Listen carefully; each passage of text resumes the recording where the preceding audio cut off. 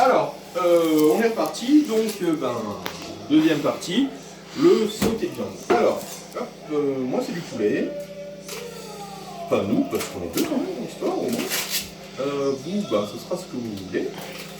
Je vous conseille quand même fortement du poulet ou de la dinde, voilà, histoire d'avoir de la viande blanche.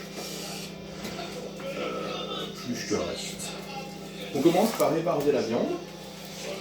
Donc ébarder la viande, c'est on retire tout ce qui ne nous convient pas sur la viande. Et on n'oublie pas à chaque fois qu'on touche la viande de se laver les mains évidemment, avant, après, histoire d'éviter tout problème. Donc comme d'habitude pour le lavage de mains, vous vous lavez les mains de partout. Je sais, c'est pénible, c'est chiant, mais il faut le faire, ça évite de tomber malade. Voilà.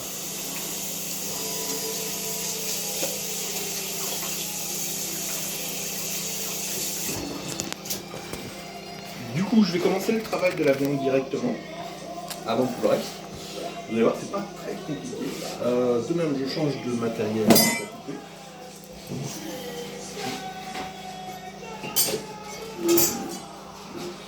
Pour éviter les contaminations croisées, si jamais il y en a. Donc, je regarde mon poulet, je regarde ce qui ne va pas. Là, par exemple, j'ai un petit os, ça ne va pas, je l'enlève. Je vais enlever un peu de gras aussi. Ce genre de choses, là, j'en ai pas forcément besoin. Et puis après, je regarde à quoi ressemble ma viande pour enlever tout ce qui pourrait ne pas me convenir. Voilà. Plus fort. Parle plus fort. Ah, pardon. Deuxième partie de viande, là, voilà. Ceci, typiquement, ça, c'est le genre de choses qu'on ne veut pas. Donc, on enlève. Si on y arrive. Si on n'y arrive pas, il n'y a pas de raison. Voilà.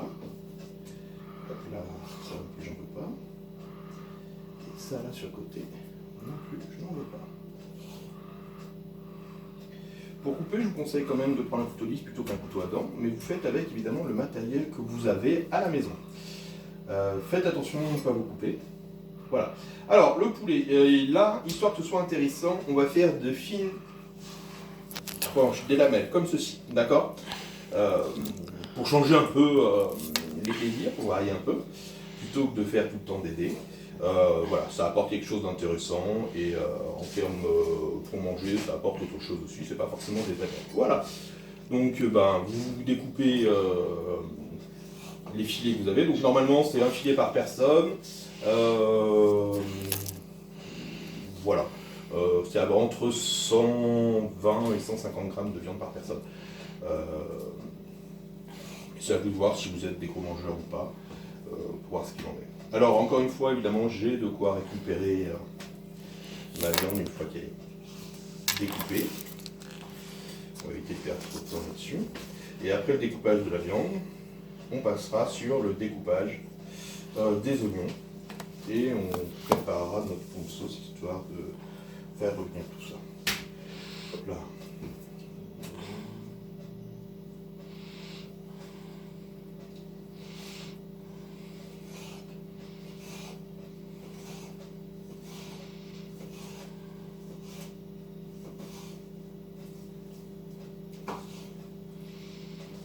Et voilà. Ceci, je ne veux pas le laisser là. Ça part à la poubelle.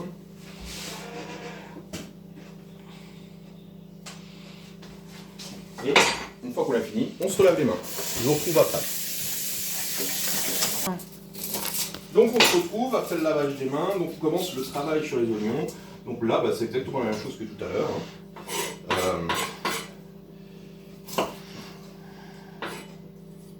On enlève les peaux, parce que c'est ce qu'on ne veut pas. Par contre là, la découpe va être un peu différente de d'habitude. S'il faut, vous enlevez la première partie blanche, c'est plus simple pour vous d'enlever la dernière peau. D'accord ? Là. Plus fort. Ah pardon, il faut que je parle plus fort, il paraît qu'on m'entend pas. Je sais pas si on Voilà. t'entend pas, mais bon, au cas où. Donc du coup, ensuite, deuxième oignon, parce qu'il en faut deux. Et celui-ci, on va regarder quand même qu'il ne soit pas abîmé. S'il est abîmé, on le met pas. Et il est abîmé, donc on ne le met pas. Pause. Donc, on récupère notre oignon, qui est en l'état. Il n'a pas été aligné. Et là de même, on enlève la peau.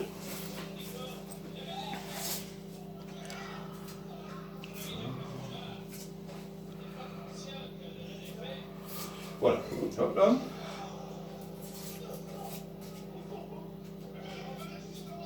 Et la main ici. Voilà. Du coup, vu l'état de ma planche, je vais lui passer un petit coup de nettoyage et on se retrouve après. Alors, j'ai lavé ma planche, donc, comme j'ai utilisé du sel, je ne dis pas de me laver les mains. Et du coup, on est reparti. Alors, cette fois, ce qu'on veut, c'est des lamelles. Donc, il faut couper l'oignon. J'ai fait 2 grandes mains. Et voilà, on va faire des tranches comme ceci. D'accord? Pour qu'une fois que ce soit cuit, on ait des lamelles comme cela. C'est bon? C'est vu, amour? Parfait. Voilà, et bah du coup, il n'y a plus qu'à couper tout l'oignon ainsi. Enfin, les oignons. Et une fois que c'est fait, et ben on intègre tout ça dans la sauteuse. Et on est reparti en termes de cuisson. Je vous retrouve une fois que c'est fini de découper.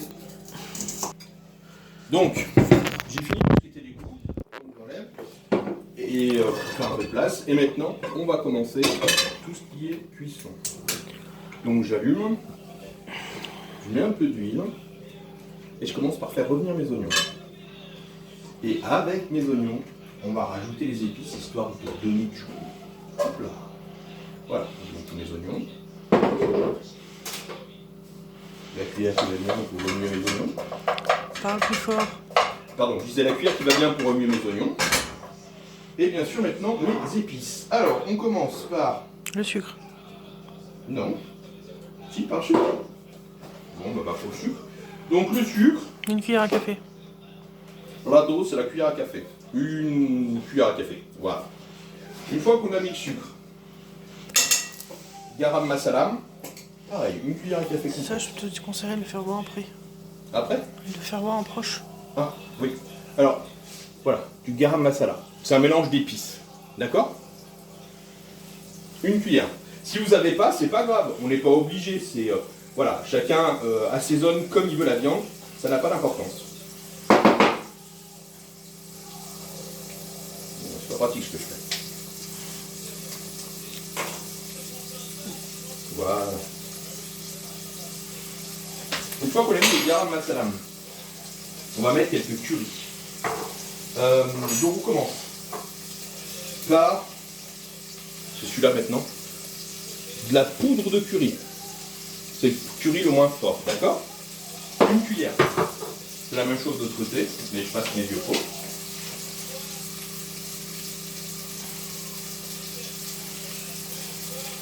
Hop là. On ferme. Ensuite, on va mettre un petit peu de curcuma et un petit peu de curry balti. Si vous voulez pas de curry balti, vous pouvez mettre un peu de gingembre. D'accord? Donc là, c'est pareil, on est toujours sur la même dose. Vous faites une demi-cuillère pour le curcuma. Hop là. Et la même chose, une demi-cuillère pour le curry balti.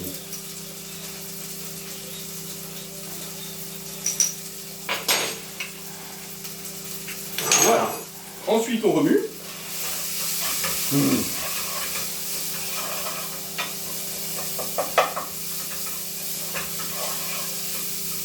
Et comme vous pouvez le voir, vos oignons ont déjà pris la couleur des épices. Donc là, ils sont encore un peu croquants, donc il faut attendre que les oignons soient beaucoup plus souples avant de pouvoir intégrer la viande. On bascule à feu un peu plus doux. Et voilà. 3, 2, 1, go. Donc, le but de mettre du sucre, c'est de faire un petit goût sucré-salé et de légèrement caraméliser les épices et surtout les oignons, c'est ce qui nous intéresse le plus. Les épices sont là pour donner du goût et le sucre pour caraméliser, pour apporter un autre goût qu'on ne trouve pas dans les épices. D'accord? Voilà. Donc bah là, on va laisser revenir un petit peu plus longtemps, on va couvrir un peu l'histoire d'œuf. Et on se retrouve après au moment de rajouter la viande. A tout de suite.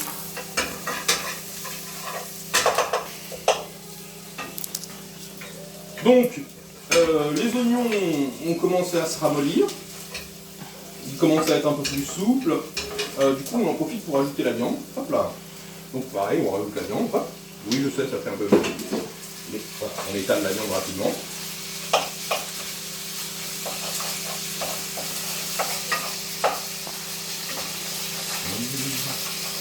Et on la remue pour mélanger avec les oignons et les épices. Pour ceux qui veulent des épices un peu plus forts, vous avez le droit de rajouter du paprika, vous avez le droit de rajouter du piment, mais attention à ce que ça ne déplaise pas. Je vous conseille, pour ceux qui n'ont pas l'habitude, de rester sur des épices plutôt douces. Voilà. Après, bon, bah, si vous voulez un peu de piquant, c'est ce qu'elle veut dire, n'hésitez pas à monter les épices, ça se mélange avec n'importe quel type d'épices. Voilà. Du coup, bah, on fait revenir la viande, elle doit être entièrement blanchie, entièrement cuite. Du coup, il y en a pour un petit moment, je suis toujours à feu vif. Je remue. On va ajouter, je pense, les olives aussi, histoire qu'elles cuisent un petit peu et qu'elles libèrent un peu d'eau. Voilà.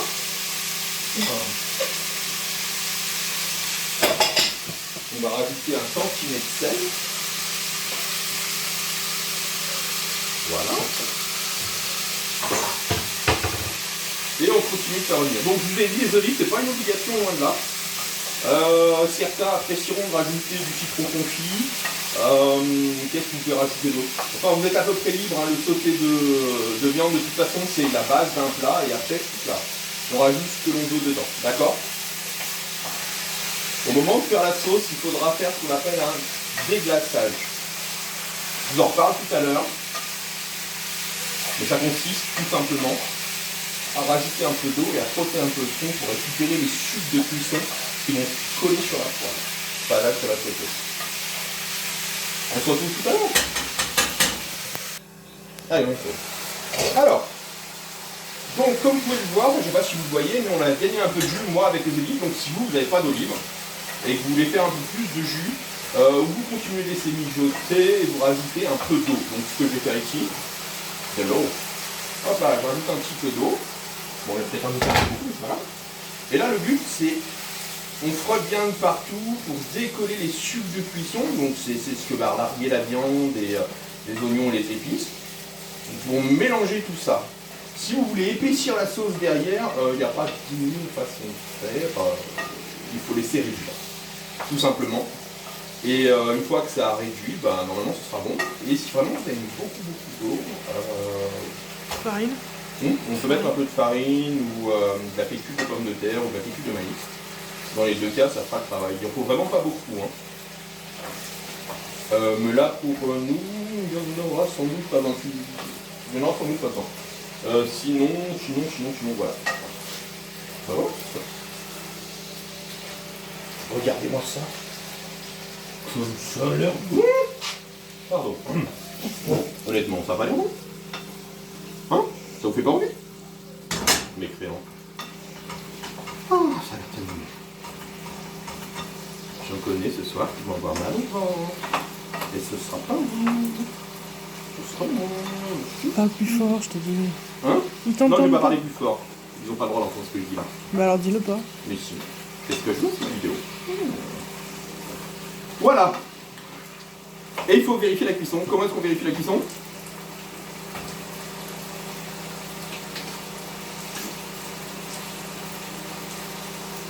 Mathis, t'écoutes comment on vérifie les cuissons? Très facile. On prend un morceau de viande, on coupe et on regarde à l'intérieur s'il reste du rose. Moi j'y arrive pas, mais c'est pas grave.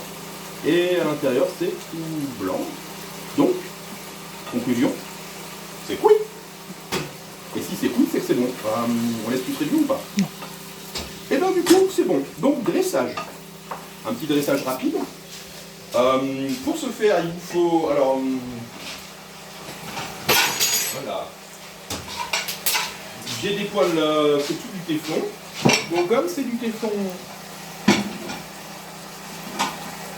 la Coupe la viande. cuillère qui va bien. Et j'arrête le feu sous la viande. Hop là, on ouvre. Donc, cuillères de riz. Voilà. Et une fois les 2 cuillères de riz faites, on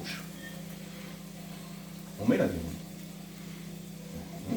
Quelques accompagnements autour de la viande. Voilà. Et si jamais la personne est gourmande et veut un peu plus de sauce amour, non, et bien Jean-Baptiste il veut, on penche et on récupère un peu plus de sauce qu'on peut laisser sur la viande. Voilà. Tu fais voir l'assiette, fais voir l'assiette. Et je monte l'assiette. Alors elle n'est pas parfaite. Hop là, voilà. Voilà l'assiette. Le riz, vous n'êtes pas obligé de mettre du curcuma si vous ne voulez pas que ce soit jaune. Vous pouvez le laisser nature, ça ne gênera pas. Voilà, je vous souhaite une bonne appétit et j'attends vos résultats comme précédemment pour la bolognaise.